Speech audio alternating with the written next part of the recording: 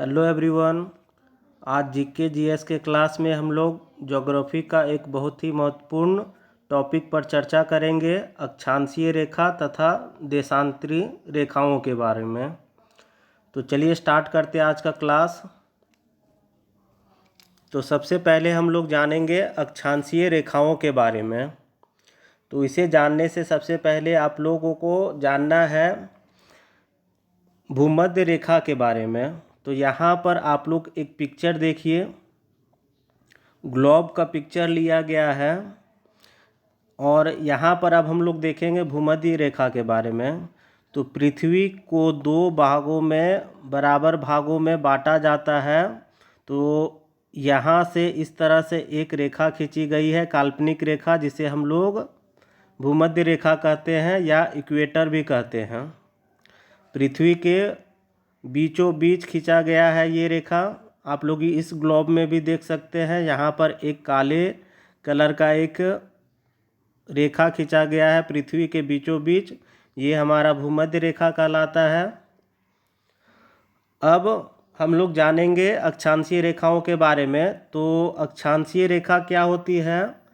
तो भूमध्य रेखा के ऊपर की ओर जाए, मतलब यहाँ पर देखिए ऊपर की ओर क्या है, नॉर्थ पोल है, उत्तरी ध्रुव, और नीचे की ओर क्या होगी, दक्षिणी ध्रुव, साउथ पोल। ठीक है।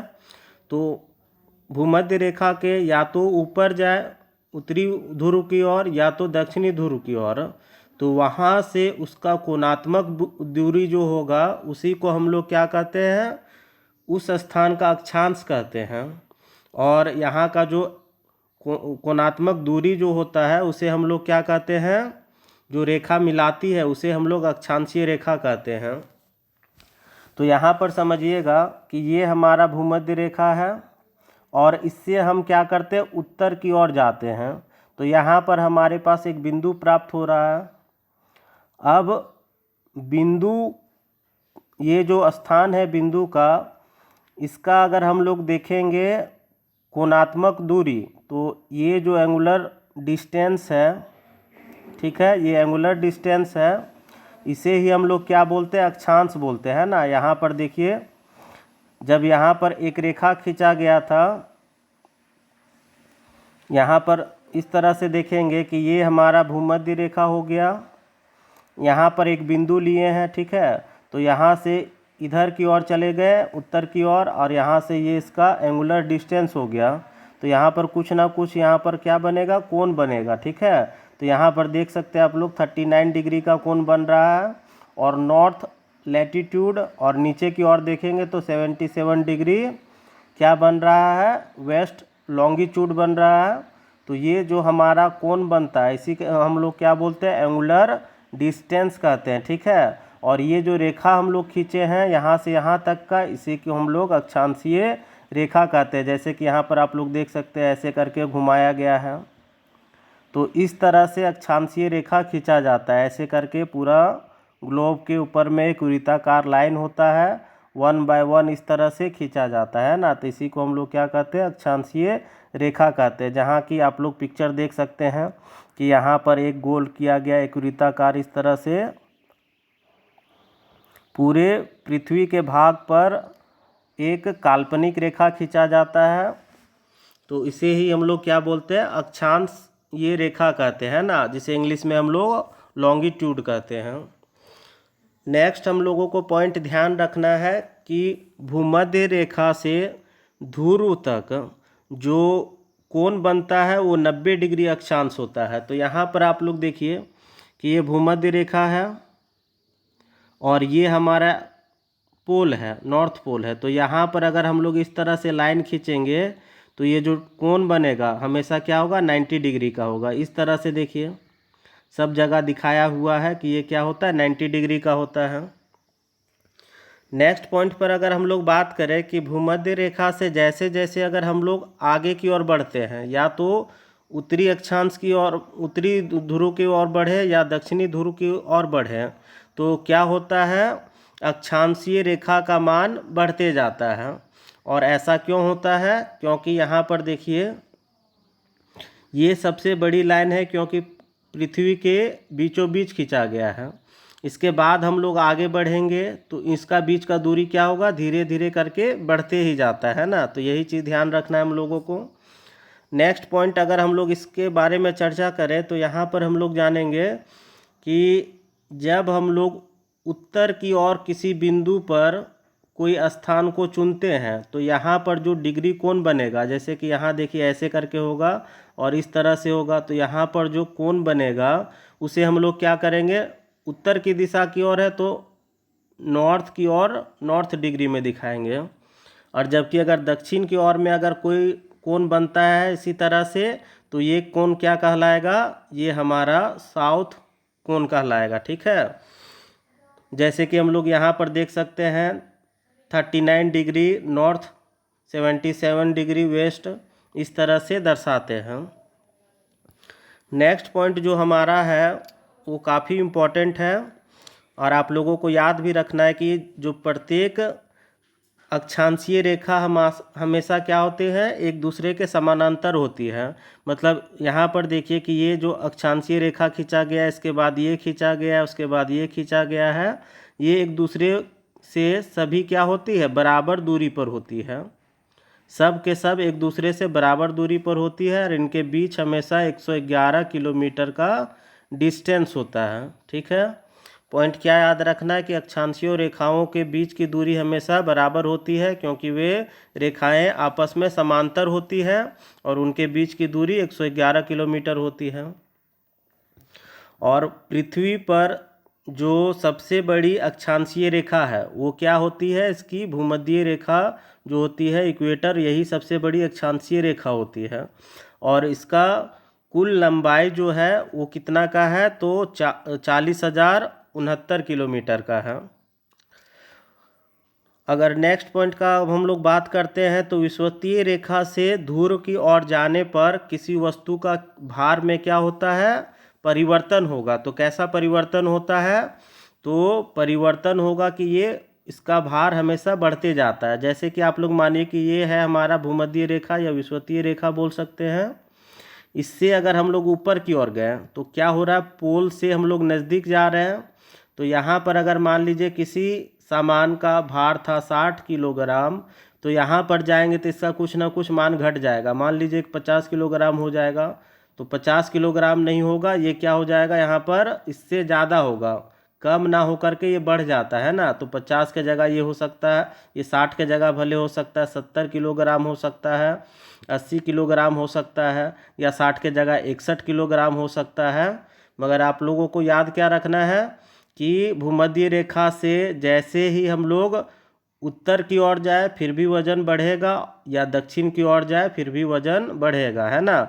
तो क्या ध्यान रखना है कि विषुवतीय रेखा से अगर हम लोग ध्रुव की ओर जाते हैं तो किसी भी वस्तु के भार में क्या होगा, बढ़ोतरी होगा। ठीक है, जितना यहाँ पर था, मान लीजिए कि 1 किलो है तो ऊपर जाने से हमेशा 1 किलो से ज़्यादा ही होगा, या नीचे भी जाने से 1 किलो से ज़्यादा होगा। और ऐसा होने का कारण क्या है, तो कारण ऐसा है कि जैसे जैसे हम लोग पृथ्वी के ध्रुव की ओर बढ़ते हैं वैसे वैसे वस्तु का क्या होगा, जो मान लीजिए वस्तु यहाँ पर रखा हुआ तो इसका घूर्णन गति कम हो जाएगा, और घूर्णन गति कम होने के कारण ही इसके वजन में क्या होता है, भार बढ़ जाता है। आप लोग क्या कीजिए, हाथ में एक रस्सी लीजिए और रस्सी के किनारे में एक पत्थर को बांध दीजिए और उसे क्या कीजिए, घुमाते जाइए इस तरह से। ठीक है, घुमाने से यहाँ पर देखेंगे क्या होगा कि वस्तु का जो किनारे में जो था इसका स्पीड ज़्यादा होगा।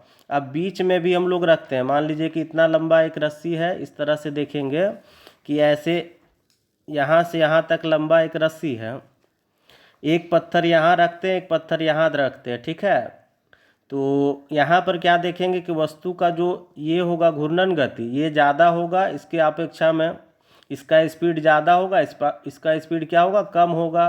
तो स्पीड कम होने के कारण क्या होगा, इसका वजन फिर घट जाता है। ठीक है, अब नेक्स्ट बिंदु पर हम लोग अगर बात करेंगे तो उत्तरी ध्रुव में अगर हम लोग 23.5 डिग्री अगर ऊपर की ओर जाएं तो जो काल्पनिक रेखा खींची गई है उसे हम लोग कर्क रेखा कहते हैं, और इंग्लिश में इसे ट्रॉपिक ऑफ कैंसर कहते हैं। और उसी के उल्टा अगर हम लोग इक्वेटर से दक्षिण की ओर जाएं भूमध्य रेखा से अगर दक्षिणी ओर जाएंगे 23.5 डिग्री तो उसे हम लोग मकर रेखा कहते हैं, ट्रॉपिक ऑफ कैंसर। तो इसे आप लोग यहाँ पर एक पिक्चर से समझिए। ये हमारा भूमध्य रेखा है, इससे हम लोग क्या करते हैं 23.5 डिग्री आगे की ओर गए, उत्तर की ओर। तो ये जो अक्षांशीय रेखा खींची गई है इसे हम लोग कर्क रेखा कहते हैं। उसी तरह दक्षिण की ओर 23.5 डिग्री आगे बढ़ते हैं तो ये हमारा अक्षांशीय रेखा है, और ये रेखा क्या कहलाती है, मकर रेखा कहलाती है। तो आप लोगों को ध्यान रखना है कि उत्तर की ओर क्या होती है 23.5 डिग्री नॉर्थ में, तो 23.5 डिग्री नॉर्थ अगर रहे तो ये होगा कौन सा, कर्क रेखा। और अगर 23.5 डिग्री साउथ हो तो ये कौन सा हो जाएगा, मकर रेखा होगा, है ना। ट्रॉपिक ऑफ कैंसर, कैंसर कहाँ होगा, नॉर्थ में, और कैप्रिकॉर्न कहाँ होगा, साउथ में होगा, ठीक है। नेक्स्ट अब हम लोग बात करते हैं, अगर उसी तरह से 66.5 डिग्री नॉर्थ अगर बात करें तो वहाँ पर जो काल्पनिक रेखा खींची गई है इस तरह से, इसे हम लोग क्या कहते हैं, आर्कटिक वृत्त कहते हैं। और 66.5 डिग्री साउथ में इसे अंटार्कटिक वृत्त कहते हैं ना। और इन्हें हम लोग उपध्रुवीय वृत्त, सब पोलर सर्कल के नाम से भी जाना जाता है। यहाँ पर अब हम लोग देख सकते हैं कि ये देखिए इक्वेटर बेल्ट है, इस तरह से भूमध्य रेखा का जो बेल्ट है ये है। इसके बाद यहाँ पर ये 35 डिग्री वाला है, और यहाँ पर क्या है 66.5 डिग्री वाला बेल्ट है। यही हमारा सब पोलर सर्कल कहलाता है। और यहीं पर क्या होता है, आर्कटिक वृत्त खींचा गया है। और उसी तरह से नीचे देखेंगे यहाँ पर सब पोलर बेल्ट यहाँ पर खींचा गया है 66.5 डिग्री पर, और इसे ही हम लोग क्या बोलते हैं, अंटार्कटिक वृत्त कहते हैं, ठीक है। तो चार चीज़ हम लोगों ने यहाँ पर सीखा कि 23.5 डिग्री नॉर्थ अगर होने पर कर्क रेखा, साउथ में 23.5 डिग्री तो मकर रेखा, 66.5 डिग्री नॉर्थ में तो आर्कटिक वृत्त, और 66.5 डिग्री साउथ में तो इसे क्या बोलते हैं, अंटार्कटिक वृत्त कहते हैं ना। और जिन्हें हम लोग सब पोलर सर्कल के नाम से भी जानते हैं। अब आगे हम लोग बात करेंगे मीन स्टैंडर्ड टाइम। तो भारत में जो मीन स्टैंडर्ड टाइम है वो कहाँ पर है, इलाहाबाद में एक नैनी स्थान है। इलाहाबाद में एक स्थान है नैनी नामक, जो 82.5 डिग्री पूर्व में है, ठीक है। उसी को हम लोग क्या मानते हैं, ग्रीनविच टाइम जो है इंडिया में उसे मानते हैं ना। इलाहाबाद का भी नया नाम क्या हो गया है, तो इलाहाबाद का नया नाम प्रयागराज हो गया है। तो अभी ये क्या स्थान कहलाएगा, तो प्रयागराज के नैनी का स्थान कहलाएगा, है ना। और जो भारत से जीएमटी गुजरती है, ग्रीनविच मीन टाइम, वो कितने डिग्री पर होती है, तो आप लोगों को याद रखना है 82.5 डिग्री ईस्ट, 82.5 डिग्री ईस्ट से गुजरती है, जो हमारे क्या है जीएमटी से 5.5 घंटे आगे है, ठीक है। यहाँ तक तो हम लोगों ने बात किया अक्षांशीय रेखाओं के बारे में। अब हम लोग बात करेंगे देशांतर रेखाओं के बारे में। तो देशांतर रेखाएं वैसी काल्पनिक रेखा होती है जो उत्तरी ध्रुव और दक्षिणी ध्रुव को आपस में मिलाने का काम करती है। जैसे कि हम लोग अक्षांशीय रेखा का देखें तो इस तरह से गोलाकार वृत्त की ओर इस तरह से खींचा गया था पूरे पृथ्वी पर, है ना, इस तरह से खींचा गया था। मगर देशांतर रेखाएं क्या होती है, इस तरह से खींचे जाते हैं, ऐसे करके पृथ्वी का इस भाग से लेकर के उस भाग से, इस भाग से लेकर के उस भाग तक। आगे हम लोग पिक्चर एक देखते हैं और आप लोगों को इस समझते हैं। यहाँ पर ये इस तरह से, कहाँ गया पिक्चर, हाँ यहाँ पर देखते हैं हम लोग। तो यहाँ पर ये जो रेखाएं खींची गई हैं इस तरह से, ये नॉर्थ पोल है और ये साउथ पोल है। तो यहाँ से इस तरह से जो रेखा खींचा गया है ऊपर से नीचे की ओर, यहाँ पर आप लोग ठीक से देख सकते हैं ये रेखा है। तो यही रेखाएं क्या कहलाती हैं, देशांतर रेखाएं कहलाती है ना। और ये रेखाएं जो थी वो अक्षांशीय रेखा। यहाँ पर देशांतर रेखाओं में एक चीज़ देखा जाता है कि अक्षांशीय रेखाएं जिस तरह से समानांतर होती हैं एक दूसरे से, मतलब एक के एक दूसरे से बराबर दूरी पर होती हैं, मगर देशांतर रेखाओं के बीच ऐसा नहीं होता है, ये समांतर नहीं होती है। इनके बीच की दूरी, सभी देशांतर रेखाओं के बीच की दूरी समान नहीं होती है। और ऐसा क्यों होता है? क्योंकि जब जैसे ही हम लोग क्या करते हैं, ध्रुव से नीचे की ओर बढ़ते हैं, जैसे कि यहाँ देखिए, यहाँ ध्रुव है, इस तरह से हम लोग आगे बढ़े, फिर यहाँ पर आगे बढ़ते हैं, तो यहाँ पर क्या होता है, डिस्टेंस धीरे धीरे बढ़ते जाता है। तो यहाँ पर कम होगा धीरे धीरे, जैसे जैसे नीचे आएंगे वहाँ ज़्यादा हो जाएगा, फिर धीरे धीरे कम होगा। इसी तरह इस अगले वाला में देखें तो यहाँ पर कम है, धीरे धीरे बढ़ते जाएगा, फिर ये भूमध्य रेखा पर सबसे अधिक होगा, उसके बाद धीरे धीरे फिर कम होगा। ठीक है, तो यहाँ पर हम लोग क्या देखें कि देशांतर रेखाएं एक दूसरे के समानांतर नहीं होती है, क्योंकि जैसे जैसे हम लोग भूमध्य रेखा की ओर बढ़ते हैं वैसे वैसे उसका क्या होता है, दूरी बढ़ते जाता है। और भूमध्य रेखा से फिर जब नीचे की ओर जाएंगे तब धीरे धीरे घटते जाएगा। ठीक है, और इसमें कम से जो भूमध्य रेखा में इनके बीच की जो दूरी होती है, ये भूमध्य रेखा है, ये देशांतर रेखा, ये रेखा इस तरह से जो है, तो ये भूमध्य रेखा में इनकी बीच की दूरी देखी जाती है 111.32 किलोमीटर की। उधर हम लोगों ने डिस्कशन किया था ग्रीनविच मीन टाइम के बारे में। तो ग्रीनविच मीन टाइम जो है वो कहाँ पर स्थित है? तो ब्रिटेन में एक ग्रीनविच नामक स्थान है जहाँ पर प्राचीन वेधशाला अवस्थित है। ये क्वेश्चन पूछा गया है पहले एग्जाम में कि वेधशाला कहाँ स्थित है, तो ब्रिटेन के ग्रीनविच नामक स्थान में वेधशाला स्थित है, जहाँ से ही ये लाइन गुजरती है, और इसे ही हम लोगों ने नाम दिया है ग्रीनविच मीन टाइम, जीएमटी कहा है। ठीक है, और ऐसा क्यों कहा गया है? क्योंकि ये 0 डिग्री से होकर के गुजरती है। अब हम लोग नेक्स्ट बात करते हैं कि 1 डिग्री देशांतर रेखा को पार करने में 4 मिनट का समय लगता है। तो देशांतर रेखा देखिए, यहाँ पर अगर हम लोग ये एक अक्षांशीय रेखा इस तरह से गोल घुमाते हैं इस तरह से, तो ये क्या एक वृत्त की तरह बन रहा है। और हम लोग जानते हैं वृत्त क्या होता है, 360 डिग्री का होता है, और इस तरह से खींचा गया है। यहाँ पर देखिए एक के बाद एक देशांतर रेखाओं को खींचा गया है। तो ये वृत्त जो है, इस तरह से जो वृत्त खींचा गया है, इसका जब हम लोग देशांतर रेखा से काटेंगे तो ऐसे करके कटते जाएगा। तो एक रेखा का एक डिग्री देशांतर को पार करने में हम लोगों को क्या लगता है, टोटल 4 मिनट का समय लगता है। तो टोटल कितने होते हैं, 360 डिग्री होता है। तो इसे अगर हम लोग क्या करें, 4 से गुना कर लें, 1 डिग्री का मान है 4 मिनट, तो अगर हम लोग देखते हैं 360 डिग्री का, तो 4 से गुना करते हैं, मिनट को फिर घंटा में बदलने के लिए 60 से भागा करते हैं, 0 0 ये कट जाएगा 6 बार में, तो 6 चौक कितना हो गया, 24, मतलब टोटल 24 घंटा लगता है। और हम लोग जानते हैं कि एक दिन गुजरने में टोटल दिन रात मिला करके कितना होता है, तो 24 घंटा होता है, 24 घंटे का ही समय होता है। तो यहाँ पर आप लोग देखिएगा कि यहाँ पर एक ये पिक्चर दिखाया गया है कि पृथ्वी का इस तरह से होता है और सूर्य है यहाँ पर।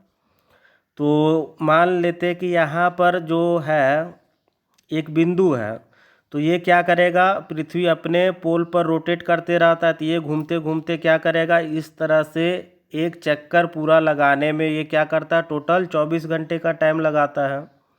और जिस समय ये सरफेस सूर्य के आगे रहता है तो उस समय वहाँ पर क्या होता है, दिन होता है। बाद में फिर क्या होगा, ये जो सरफेस डार्क प्लेस दिखाई दे रहा है आप लोगों को, बाद में ये धीरे धीरे घूमते घूमते क्या होता है, सूर्य की ओर आगे बढ़ जाता है। तो यहाँ पर फिर रात से क्या हो जाएगा, दिन हो जाएगा, और इस दिन वाले हिस्से में क्या हो जाएगा, रात हो जाएगा। तो ऐसे करके दिन चलते रहता है और ये चक्कर जो होता है टोटल 24 घंटे में पूरा करता है। तो इसी तरह से हम लोगों ने निकाला क्या कि 1 डिग्री देशांतर रेखा को पार करने में टोटल 4 मिनट का लगता है। और अगर हम लोग बात करें कि एक हिस्से को पार करने में, मतलब सुबह हुआ तो सुबह से दोपहर होने में 6 घंटा का, फिर दोपहर से शाम होने में 6 घंटा का, फिर दोपहर से फिर मिडनाइट होने में 6 घंटा, और मिडनाइट से फिर सुबह होने में 6 घंटा। तो टोटल 6 6 फिर से 6 मतलब कितना हो गया, 24 घंटा हो गया। तो इस बात को आप लोग समझ चुके होंगे। नेक्स्ट अब हम लोग बात करते हैं यहाँ पर थर्ड नंबर पॉइंट की। तो जो ग्रीनविच मीन टाइम है 0 डिग्री से 90 डिग्री तक जो पहुँचता है, तो इसमें 6 घंटे का समय लगता है। आप लोगों ने यहाँ पर समझ लिया होगा कि यहाँ से यहाँ 6 घंटा लगा, फिर यहाँ से यहाँ आगे का 6 घंटा। तो इसी दौरान पृथ्वी पर सभी जगह पर देखिए अलग अलग टाइम होता है। जैसे कि हम लोगों ने सीखा था कि यहाँ पर अगर सूर्य होता है तो आधे हिस्से में दिन होगा और आधे हिस्से में क्या होगा, इधर का रात हो जाएगा, ठीक है। तो कुछ स्थानों पर क्या होता है, दिन होता है, और कुछ स्थानों पर रात होता है, मगर डेट सब जगह सेम होता है। जैसे कि अगर इंडिया में अगर बात करें, तो इंडिया में अगर आज 22 तारीख है, तो अमेरिका में भी आज अभी रात हो रहा होगा, तब भी वहाँ पर क्या होगा, 22 तारीख ही होगा, ठीक ना। अगला सुबह, जैसे कि अभी आज का सुबह हुआ है, 10 बज रहे हैं, तो अभी 28 अप्रैल है। अमेरिका में अभी रात है, तो कल जब दिन निकलेगा तो वहाँ पर क्या हो जाएगा, फिर 28 तारीख वहाँ पर होगा, अभी क्या होगा, 27 तारीख ही होगा। तो यही चीज़ को सेम रखने के लिए, तारीख को हर जगह पर सेम रखने के लिए क्या किया गया है, सभी स्थानों को टाइम जोन पर बांटा गया है। और टाइम जोन के आधार पर कुछ कुछ जगह पर क्या होता है, टाइम आगे पीछे होता है। जैसे कि हम लोगों ने पिछले पॉइंट में बात किया था कि जो इंडिया का टाइम है, यहाँ पर आप पॉइंट ये देखिएगा आप लोग, कि जो इंडिया का समय है, मीन स्टैंडर्ड टाइम है, वो क्या है, ग्रीनविच मीन टाइम से 5.5 घंटा आगे है, ठीक है। जो ग्रीनविच टाइम है ब्रिटेन में है, ठीक है। तो ब्रिटेन में जो ग्रीनविच का जो समय होगा, तो उससे इंडिया का टाइम हमेशा क्या होगा, 5.5 घंटे आगे होगा, ठीक है। अगर मान लीजिए अगर वहाँ पर 12 बज रहा है, तो यहाँ पर शाम का क्या हो जाएगा, 5:30 बज जाएगा। तो ये चीज़ को जोन वाइज करके बांटा गया है, क्योंकि सभी जगह क्या हो, डेट सेम हो, भले ही दिन रात या समय का अलग अलग हो, ठीक है। तो यहाँ पर हम लोग देखेंगे कि सबसे अधिक टाइम जोन रूस में पाया जाता है, और यहाँ पर टोटल 9 टाइम जोन है, ठीक है। ये क्वेश्चन बहुत बार पूछा भी है कि सर्वाधिक टाइम जोन किस देश में पाया जाता है, तो वो रूस में पाया जाता है, क्योंकि रूस का जो इलाका है वो बहुत ही दूर तक फैला हुआ है, इक्वेटर पर ही। यहाँ पर आप लोग देख सकते हैं, यहाँ पर एक पिक्चर रखा गया है रूस का। यहाँ पर पहला टाइम जोन, दूसरा टाइम जोन, तीसरा, चौथा, पाँचवा, छठा, सातवां, आठवां, नौवां, इस तरह से टाइम जोन करके चलते जा रहा है ना। और ये पृथ्वी के इक्वेटर के आसपास का ही है, इसलिए यहाँ पर 9 टाइम जोन है। अगर हम लोग इसी को बात करें कि भारत में फिर कितने टाइम जोन है, तो भारत में सिर्फ एक ही टाइम जोन है, और चीन में भी एक ही टाइम जोन है। तो भारत का आप लोगों को याद होगा, तो भारत का कहाँ पर था, तो इलाहाबाद बोलिए आप, प्रयागराज के नैनी स्थान में है, जहाँ पर 82.5 डिग्री ईस्ट पर से ये गुजरता है ना। नेक्स्ट अब हम लोग बात करते हैं क्रोनोमीटर यंत्र की। तो क्रोनोमीटर यंत्र जो है वो क्या करता है, ग्रीनविच समय को मापता है, और साथ ही साथ किसी भी स्थान का देशांतर को भी ज्ञात करने में काम आता है। तो बहुत लोगों को पता होगा कि क्रोनोमीटर क्या करता है, ग्रीनविच समय को मापता है, मगर आज हम लोगों ने एक नए पॉइंट को सीखा कि क्रोनोमीटर क्या करता है, ग्रीनविच समय के साथ साथ देशांतर रेखाओं को भी, देशांतर को भी ज्ञात कर सकता है ना, किसी भी स्थान का देशांतर को भी ज्ञात कर सकता है। नेक्स्ट एक कॉमन क्वेश्चन है, पॉइंट है यहाँ पर कि वृहत रेखा किसे कहते हैं। तो वृहत मतलब होता है बड़ा, ग्रेट सर्कल। तो अक्षांशीय रेखा में बात किया जाए तो जो भूमध्य रेखा होता है, इक्वेटर जो होता है, यही एक वृहत वृत्त होता है। बाकी बात जैसे जैसे आगे बढ़ेंगे वृत्त का साइज क्या होगा, छोटा होते जाएगा, है ना। जैसे जैसे पोल की ओर आगे बढ़ते जाएंगे वैसे वैसे वृत्त का साइज छोटा होते जाएगा। तो सबसे बड़ा जो होता है और पृथ्वी को बराबर 2 हिस्सों में बांटता है, उसे हम लोग क्या कहते हैं, तो ये हमारा हो गया कौन सा, इक्वेटर हो गया, भूमध्य रेखा हो गया। तो वृहत वृत्त अक्षांशीय रेखा में सिर्फ एक भूमध्य रेखा कहलाता है, और बाकी बात जितने भी देशांतर रेखाएं होती हैं वो क्या होती है, पृथ्वी के दोनों ध्रुवों से होकर के गुजरती है। तो याद रखिएगा आप लोग कि ग्रेट सर्कल जो होता है पृथ्वी के बीच से गुजरता है और इसे दो भागों में विभक्त करता है। अक्षांशीय रेखाओं में केवल एक रेखा है जो भूमध्य रेखा होता है, सिर्फ वही एक ग्रेट सर्कल होता है, और बाकी बात सभी देशांतर रेखाएं क्या होती हैं, ग्रेट सर्कल कहलाती हैं। और जब नाविक सब समुद्री यात्रा में निकलते हैं तो वो क्या करते हैं, हमें सब इसी ग्रेट सर्कल का ही सहायता लेते हैं, क्योंकि ये पृथ्वी पर दो स्थानों के बीच क्या करती है, न्यूनतम दूरी को दर्शाती है। और न्यून वृत्त क्या होगी, तो ये पृथ्वी के बीच से नहीं गुजरती है। तो जो छोटे लाइन हुए हैं अक्षांशीय रेखा, जो हम लोग बात करें कि ये अक्षांशीय रेखा जो है इक्वेटर लाइन, वो सिर्फ बृहत वृत्त कहलाता है, बाकी बात जो छोटे वृत्त हो गए ये सब सारा क्या हो जाएंगे, न्यू वृत्त कहलाएंगे। तो यहाँ पर एक पिक्चर आप लोग देख लीजिएगा कि इस तरह से है, सारे का दर्शाया गया। यहाँ पर दिन रात वाला, यहाँ पर नॉर्थ पोल साउथ पोल, किसी भी स्थान का हम लोग कैसे डिग्री मापते हैं। ये हमारा ग्रीनविच टाइम का बारे में डिस्कशन किया गया है कि ये एक लाइन खींचा गया है, यहाँ पर ब्लू लाइन आप लोग देखिएगा, यहाँ से खींचा गया है और ये इस तरह से आगे बढ़ाया गया, और ये कहाँ पर काट रहा है, यहाँ पर काट रहा है। तो यही एक यूरोपियन कंट्री है जहाँ ब्रिटेन है, तो यहीं से ग्रीनविच समय गुजरता है ना। और ये कितने डिग्री पर है, 0 डिग्री पर है। तो आज हम लोगों ने क्या सीखा, अक्षांशीय रेखा और देशांतर रेखाओं के बारे में सीखा है। नेक्स्ट क्लास में हम लोग मिलते हैं कुछ इम्पोर्टेंट जीके जीएस के टॉपिक्स के साथ में।